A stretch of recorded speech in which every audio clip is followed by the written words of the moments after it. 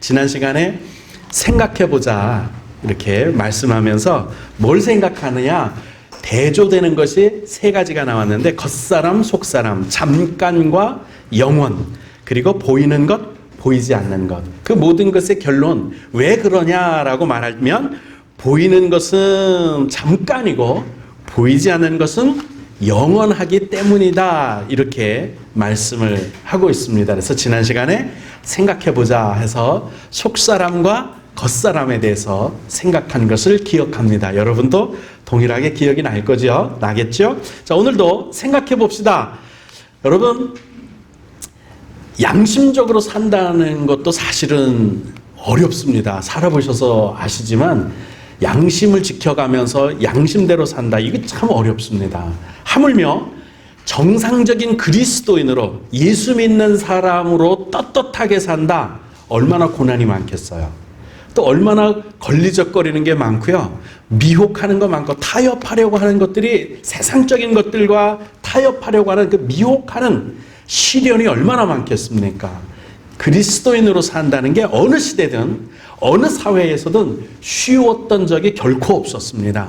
지금 우리가 사는 시대가 그나마 자유민주주의 국가이기 때문에 그나마 우리는 쉽게 예수를 믿는 편에 속하지만, 그렇지 않은 중국이나 북한이나 또 그 외의 다른 지역, 특히 아랍권 지역, 이런 곳에서는, 공산권 지역에서는 예수 믿는다 하면 재산 몰수를 각오해야 되는 거고요.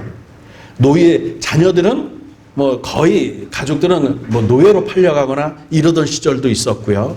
자기는 예수 믿다가 걸리면 단두대에 처형되는 형편에 처했던 그런 어려운 때가 있었습니다. 양심 지키면서 사는 것도 물론 어렵지만 진짜 예수 믿는 예수쟁이로 산다, 진짜 그리스도인으로 산다, 이거 보통 어려운 일이 아닙니다.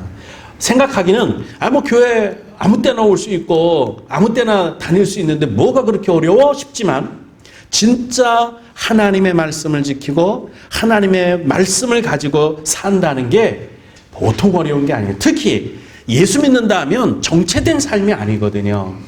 성장해야 돼요. 장성해야 돼요. 그리스도를 본받아 날마다 성화되는 삶, 날마다 구원을 이루라고 하는 하나님의 명령의 삶 가운데서 그대로 이루어져야 되는데, 그런 삶을 사려면 정말 힘듭니다. 그래서 우리가 예수를 믿고 산다, 진짜 그리스도인으로 산다, 속사람을 중심으로 하는, 속사람을 생각하는 관점으로 하는 삶을 산다는 게 보통 어려운 일이 아니라는 것 아실 겁니다. 체험했을 겁니다. 경험했고 누구나 다 인정하는 바일 겁니다. 속사람이 강해지려면 어떻게 해야 할까? 겉사람은 이미 틀렸슈. 포기하셔요.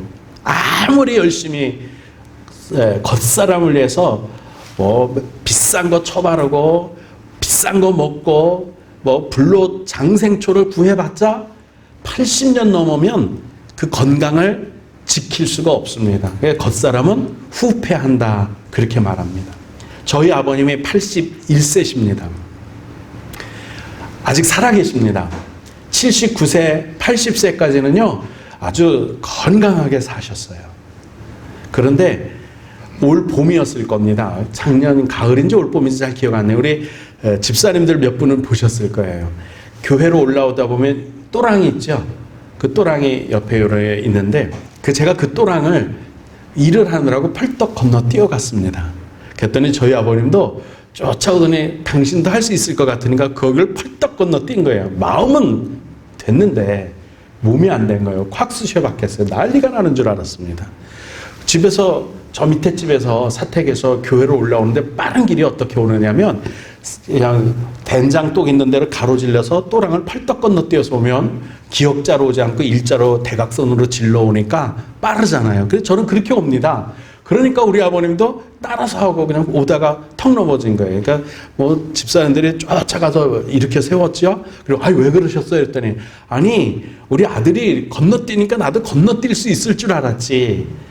건강은, 겉사람은 그렇게 후패해져 가는 겁니다. 낡아져는 겁니다. 그러므로 여러분, 겉사람은 이제 틀렸습니다. 겉사람에 투자하지 마시고 그 겉사람을 가지고 속사람이 강건해지는데 투자하시는 삶을 살기를 주님의 이름으로 축복합니다. 그래서 우리 그리스도인들은 어차피 포기할 거 당장 포기하고, 그렇다고 겉사람이 아주 쓰잘데없고 쓸모없는 값어치 없는 것이냐? 그렇진 않아요.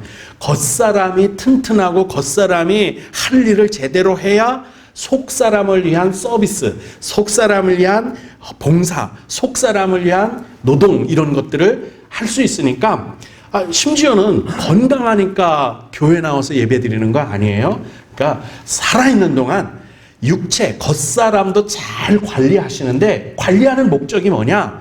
속사람이 건강한 삶을 살게 하기 위해서 겉사람도 잘 돌봐주시기를 주님의 이름으로 축복합니다. 지난 시간에 말씀드렸습니다. 보배에 관심을 가지시겠습니까? 아니면 질그릇에, 그 보배를 담은 질그릇에 관심을 가지시겠습니까? 말씀을 드리면서 될 수 있으면 보배에 관점을 가진 삶을 살라, 이렇게 말씀을 드렸습니다. 그렇게 살면 이 지금 당하고 있는 시련이나 고난이나 이런 것들이 의미가 있습니다. 그런 것들을 통해서 내가 어떻게 속사람이 열매 맺고 강건해지고 속사람의 풍성한 삶을 사는가, 의미가 있는 거예요. 예를 들면 이런 겁니다. 화초로 기르는 화분에 있는 꽃은요, 비바람이 의미가 없어요. 비바람을 안 맞게 해줘야 합니다. 왜냐하면 그건 열매를 보려고 하는 게 아니에요. 기르는 화초는, 하우스 안에 있는 화초는 집안의 사무실에 두고 있는 난꽃은 열매를 기다리는 게 아니기 때문에 비바람을, 광풍을, 가뭄을 맞춰서는 안 돼요. 그러면 기대하는 걸 얻을 수 없습니다. 그러나 굳이 열매를 원하십니까? 그러면 가뭄도 겪어야 되고요, 뙤약볕도 겪어야 되고 장마도 겪어야 돼요. 그렇게 해야 가을에 가을거지 할 게 있어요. 고난이나 시련이 화초 같은 인생, 이 세상 겉사람을 위한 삶을 사는 데는 비바람이나 광풍이나 가뭄이 의미가 없어요. 그런데 열매를 맺는 삶을 목적으로 한다 그러면 고난도 의미가 있습니다. 환난도 의미가 있습니다. 고통도 의미가 있습니다. 질병도 이유가 있고, 가난한 것도 결국은 타산지석이라 나한테 어떻게 사용하느냐에 따라 큰 도움이 되는 겁니다. 그래서 속사람을 위해서 사는 사람은 이런 게 다 복이 돼요. 이런 복을 누리면서 사시기를 주님의 이름으로 축복합니다. 오늘 말씀 내용이 이겁니다. 잠시 받는 환난의 지극히 작은 것, 경한 것, 가벼운 것이 정말 어마어마하게 크고 영원한 영광의 무거운 것, 이것과는 비교가 안 되는 거 아니냐. 바로 잠시 받는 환난을 통해서 뭘 하고 싶은 거냐? 영광에 중한 것을 이루려고 하는 것이다. 우리 삶 가운데 다가오는 아픔이나 고난이나 근심이나 걱정이나 갈등이나 가난이나 슬픔이나 고통이나 낙심, 이런 모든 것들이 화초로 사는 사람들에게는, 겉사람의 삶을 사는 사람들에게는 아무 의미가 없지만, 진짜 영원한 영광을 바라보고 인생의 속사람을 바라보고 사는 사람들에게는 이것이 중한 하나님의 영광, 영원한 크고 아름다운 영광을 이루는 재료가 된다, 그 말씀을 하고 있는 겁니다. 여러분, 잠시라는 말은 이 겉사람에게 속한 시간이에요. 80년의 시간이죠. 겉사람의 삶의 영역이 잠시예요. 영원한 것과 관련이 없는 겉사람이에요. 이걸 요한 1서 2장 5절에 이렇게 말씀합니다. 겉사람의 영역이 어디냐? 이 세상이라는 거예요. 이 세상, 그리고 이 세상에 속한 것, 바로 잠시를 염두에 두는 삶을 살지 마라. 잠시의 삶의 영역에 속해 있는 이 세상이나 이 세상에 있는 명예든 권력이든 이 세상에 있는 좋은 것들, 즐거운 것들이든 간에 그런 것들을 사랑하는 마음으로 뺏기지 마라. 그런 삶에 처한 삶을 살지 마라. 이렇게 말씀하고 있습니다. 여기서 한 가지, 왜 잠시 받는 환난을 가벼운 것이라고 할까요? 여러분이나 저는 겪어봐서 압니다. 이 잠시 받는 고난이라고 말하는 것이 경하다고 말씀은 하시는데 사실 경합니까? 불치병에 걸려 보신 분들은 알 거예요. 이게 경한 게 아니에요. 이게 잠시 고난이라고 하더라도 내 온 모든 걸 다 뒤집어 버릴 만큼, 숨쉬기 어려울 만큼의 고통이 있는 것이 고난입니다. 환난을 당해 보신 분은 알 겁니다. 물론 요즘 우리가 예수 믿는다고 하면서 사는 이런 삶을 사는 우리에게 고난이다, 슬픔이다 이렇게 말하면 뭐 예수 믿으면서 뭐 그냥 그 정도는 이겨내고 살 수도 있지 이렇게 생각하시는 분들이 많이 있겠지만,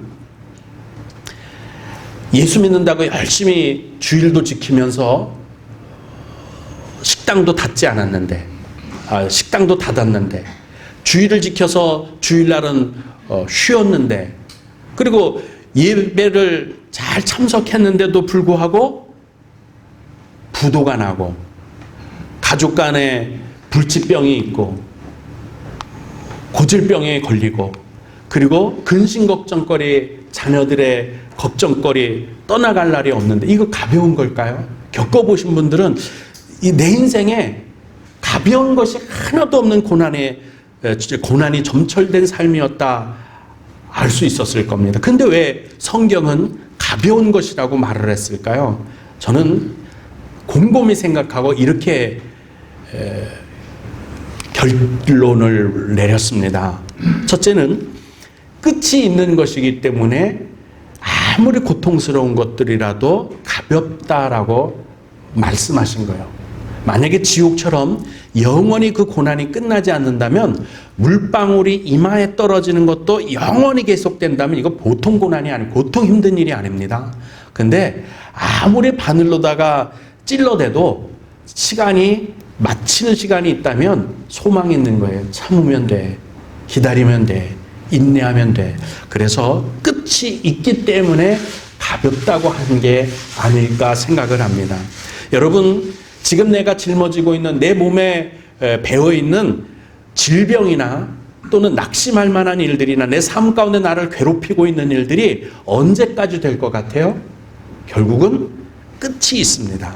그 끝이 있기 때문에 견디면 되죠. 그래서 가볍다 이렇게 말씀하는 것 같아요. 또 하나는 비교를 해서 말씀하신 것 같습니다. 어떤 내용이냐면, 지금 우리가 고난당하는 걸 잘 극복해내면 그거하고는 전혀 비교할 수 없는 큰 영광을, 그것도 어느 순간만 누리는 게 아니라 영원히 이루게 하기 때문에, 그래서 현재의 고난을 가볍다라고 말씀하신 것 같아요. 그리고 또 한 가지는, 무겁다고 이야기하면 정말 무거워집니다. 근데 가벼워 얘기하면 정말 가벼워져요. 한 번은 등산을, 속리산으로 올라가는데 제가 몸이 보기보다는 참 허약합니다. 올라가다 도저히 못 올라가겠어서 내려오는 사람들에게 물었습니다. 얼마나 더 올라가야 돼요? 그랬더니 한 20분만 더 올라가면 돼요. 조금 남았어요. 조금 있다 또 사람이 내리면 또 물었습니다. 얼마나 올라가면 돼요? 이제 다 올라오셨어요. 조금만 더 올라가세요. 이게 정말 조금 남은 줄 알았습니다. 근데 올라가도 20분 올라가도 아직도 끝이 안 나서 내가 뭐가 잘못됐나? 또 내려오는 사람에게 물었습니다. 얼마나 올라가야 돼요? 조금만 더 가면 다요. 다 오셨어요. 그러고도 1시간 올라갔습니다. 근데 올라가면서 정말 힘들지 않았던 이유는 그 사람들이 다 왔어요. 조금만 더 가세요. 괜찮아요. 잘 왔네요. 조금만 더 20분만 올라가면 돼요. 그러니까 힘든 줄 모르고 정상에 올라갔던 거예요. 물론 여러분 힘들죠. 가벼운 게 어디 있습니까? 손톱 밑에 박힌 가시도 힘든 법이거든요. 불치병, 자식이 속 썩이고 부도가 나고 아프면 이게 사실은 가벼운 건 아닙니다. 남들이 볼 땐 가벼운지 몰라도 나는 정말 고통스러운 거예요. 배신당하고 아픔을 낳고 이런 모든 것들이 정말 아픈 거거든요. 근데 그런 사람한테 가서 정말 큰일 났어. 너 죽을 거야. 너 아픈 사람이야. 이렇게 말하면 정말 좌절돼요. 근데 성경은 그걸 가볍다고 말씀해 주셔서 아마 우리 인생 살아가는 동안에 주님이 말씀하신 가벼워 그 말씀을 듣고 가다 보면 어느 날 일이 끝났네. 벌써 속리산 꼭대기 왔네. 이제 됐네. 그런 때가 올 줄로 믿습니다. 그래서 가볍다고 말씀해 주신 것이 아닌가 싶습니다. 성경엔 이렇게도 말씀을 하세요. 고린도전서 10장 13절에 사람이 감당할 어려움, 감당할 만한 낙심되는 것, 감당할 만한 고통, 이런 것들 밖에는 너희에게 당한 것이 없다. 아무리 그것이 커 보여도 당해낼 수는 있기 때문에 너한테 허락하신 것이다. 그렇게 말씀합니다. 그리고 하나님은 믿을만 하셔서 너희가 감당하지 못할 시험 당하는 것은 허락하지 않는다. 그만큼 하나님을 믿을만 하신 믿으신 분이시다. 이렇게 말씀하십니다. 뿐만 아니라 내가 도저히 감당할 만하지 못한 시험을 당할 것 같다. 그러면 그 즈음에 피할 길도 하나님이 만들어 주신다. 그래서 우리로 감당할 수 있게 한다. 그러면 감당할 수 있다는 말은 가볍다는 얘기입니다. 아무리 무거운 짐도 내가 감당할 수만 있다면 지고 나가십시다. 가볍다고 생각합시다. 주님이 가볍다고 하니까. 그러면 주님이 내 짐을 대신 져주신다고도 말씀하셨고 감당할 수 있게 될 줄로 믿습니다. 탈무드에 있는 얘기니까 성경 얘기는 아닙니다. 그런데 아마 몇 번은 들어보셨을지도 모르겠습니다. 다윗이 신하들에게 이렇게 명령을 했대요. 아무리 즐거운 일이 있어도 내가 거기에 온팡 마음 뺏기지 않도록, 아무리 좋은 일이 있어도 내 마음을 다 거기에 빼앗기지 않도록 하는 말이 필요하다. 또 내가 전쟁에 패하고 가장 슬픔을 당했을 때도 그 슬픔 때문에 내가 주저앉지 않을 말이 필요하다. 이 말을 간단하게 한 말로다가 줄여서 반지에 언제든지 내가 보고 볼 수 있도록 반지에 새겨가지고 오라. 이렇게 지혜자들에게 이야기를 했답니다. 그 지혜자들이 아무리 좋은 일이 있어도 아무리 나쁜 일이 있어도 아무리 괴로운 일이 있어도 이 반지에 있는 글만 읽어도 해결을 볼 수 있는 글이 도대체 없더라는 거예요. 그때 지혜롭다고 소문난 솔로몬을 찾아가서 지혜자들이 물었답니다. 부왕이 황제가 이렇게 말을 하는데 뭐가 되겠습니까? 어떤 말을 쓰면 좋겠습니까? 어떤 말이 돼야 괴로울 때는 위로가 되고 기쁠 때는 자중시키는 말이 될까요? 물었더니 솔로몬이 이렇게 대답을 했답니다. 이 또한 지나가리라. 그렇게 써주십시오. 아무리 행복한 일이 있어도 아무리 즐거운 일이 있어도 그거 영원히 계속되지 않고 지나갑니다. 여러분 지금 당하고 있는 그 고통이나 낙심이나 절망이 아무리 어마어마한 것 같아도 이 또한 지나가는 법입니다. 그래서 이 또한 지나가리라. 이 탈무드에 있는 이야기입니다. 여러분 감당할 수 없을 것 같으면 그래 어차피 시간은 지나가는 거고 이 또한 지나갈 거야. 기다리자. 포기하지 말자. 이겨내실 수 있기를 주님의 이름으로 축복합니다. 성경에 기록된 믿음의 선배들도 바로 그렇게 고난을 극복하는 삶을 살았어요. 성경에 보면 하나님이 그 고난을 대신해 준 적은 없습니다. 믿음으로 이겨낼 수 있도록 해 주셨습니다. 지금 우리가 당하는 여러분과 제가 겪고 있는 일들이 있을 거예요. 어떤 분들은 육체의 질병 때문에 자녀들 때문에 근심걱정거리 떠나지 못하고 또 장래에 계획된 일들이 내 마음대로 내 뜻대로 되지 않아서 괴로운 사람, 또 물질적인 가난 때문에 그런 사람들이 있을 겁니다. 그러나 절망하면은 안 됩니다. 잠시의 고난을 통해서 하나님이 바라시는 것은 영원한 영광을 성취하는 하나님이 준비하신 많은 면류관들이 있는데 그 면류관을 받기 위해서 믿음의 열정을 가지고 이겨내고 승리하셔야 할 줄로 믿습니다. 근데 한 가지 오해하지 말 것은 이런 거예요. 고난을 극복해야 구원을 받는다? 그렇지는 않아요.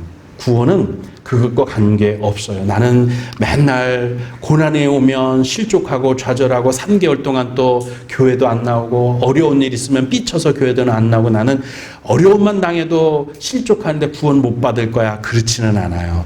내가 이기지 못해도 극복하지 못해도 내가 항상 패배를 해도 구원은 뭐로 받는다고요? 믿음으로 받습니다. 그러니까 그건 걱정하지 마세요. 중요한 건 내가 고난을 이기고 극복하면 뭐가 생기느냐? 영광이, 하나님이 우리를 위해 주시는 상급이, 영광이 우리를 기다리고 있다는 겁니다. 그 영광을 기다리는 삶을 살기를 주님의 이름으로 축복합니다. 그러므로 고난을 극복 못해도 구원은 걱정이 없습니다만 이기고 승리하시면 영광의 온갖 면류관을 영원히, 그것도 한순간이 아닌 영원한 상급으로 받을 수 있는 날이 올 겁니다. 그러므로 그날을 준비하면서 사시고 이제 한 번 더 결론을 내리고자 합니다. 낡아져가는 겉사람, 질그릇 같은 인생을 위해서 투자하지 마세요. 그럴 시간이 있으면 오히려 겉사람의 인생살이를 이용해서 영광을, 영원한 영광을 위해서 사시기를 바랍니다. 속사람의 장성함을 위해서 우리가 그리스도를 본받아 가는데 인생을 투자하며 살아가시기를 주님의 이름으로 축복합니다.